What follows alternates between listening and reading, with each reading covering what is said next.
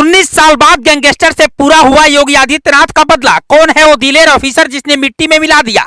एक थप्पड़ ने विनोद उपाध्याय को बना दिया था पूर्वांचल का गैंगस्टर। उसके लिए खुद मायावती बनकर आई थी मसीहा। मुख्तार अंसारी भी उससे डरता था, योगी को मानता था अपना सबसे बड़ा दुश्मन। 7 महीने से खोज रही थी यूपी एसटीएफ, जमीन से लेकर आसमान तक यूपी एसटीएफ उसे खोज रही थी और पूर्वांचल का सबसे बड़ा डॉन बनना चाहता था।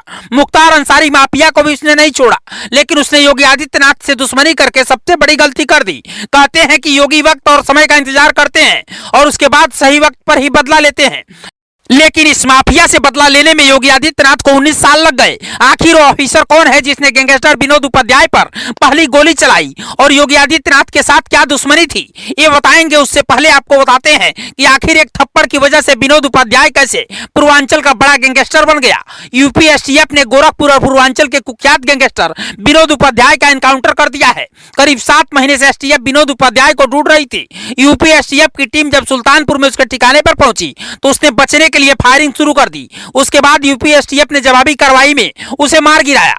विनोद उपाध्याय सिर्फ माफिया और शार्प शूटर ही नहीं बल्कि वो राजनीति का मजा हुआ खिलाड़ी भी था। साल 2004 में गोरखपुर जेल में बंद अपराधी जीत नारायण मिश्र ने किसी बात को लेकर विनोद उपाध्याय को थप्पड़ मार दिया था।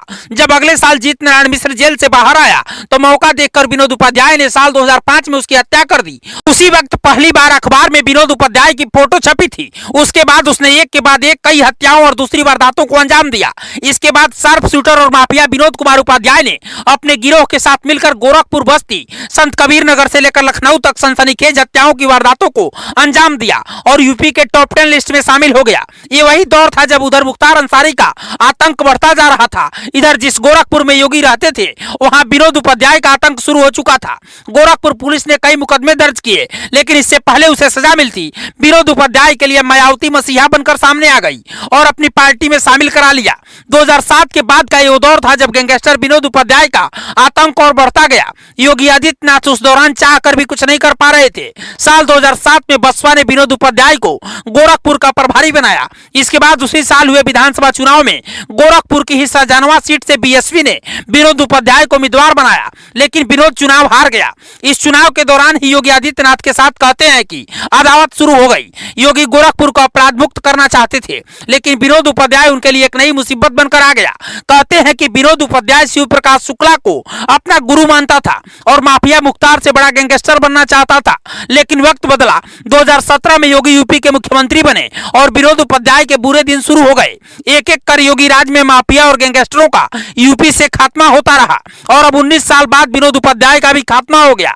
गैंगस्टर विनोद उपाध्याय के खिलाफ यूपी में 35 से ज्यादा आपराधिक मामले दर्ज थे। 7 महीने से गोरखपुर क्राइम ब्रांच और एसटीएफ की टीम उसे ढूंढ रही थी।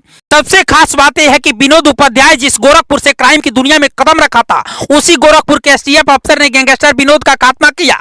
एसटीएफ मुख्यालय के डिप्टी एसपी दीपक कुमार सिंह के नेतृत्व में उनकी ही टीम ने गैंगस्टर का खात्मा किया है। वैसे इस गैंगस्टर के एनकाउंटर के बाद कई तरह के सवाल भी हो रहे हैं, लेकिन क्या यूपी एसटीएफ ने एनकाउंटर करके सही किया? आप अपनी राय हमें कमेंट बॉक्स पर लिखकर जरूर दीजिएगा और खबर को शेयर कीजिएगा। ब्यूरो रिपोर्ट, पूर्वांचल समाचार।